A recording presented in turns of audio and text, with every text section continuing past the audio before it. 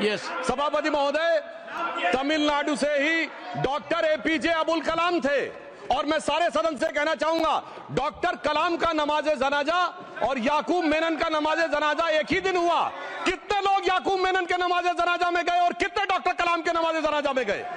Doctor कलाम memorial पे कितने लोगों की फोटो है, दिखाएं मुझे, सोशल मीडिया पे पोस्ट की हो। मगर अफजल हालात का मारा था, आपके एक मंत्री का ऑफिशियल ट्वीट है, वो इस सदन के सदस्य नहीं तो मैं नहीं बोल रहा हूं। याकूब मेनन की जुडिशियल किलिंग हुई, आपके एक नेता का, मिनिस्टर का ऑफिशियल ट्वीट है, सदन के सदस्य नहीं है इसलिए नहीं बोल रहा हूं।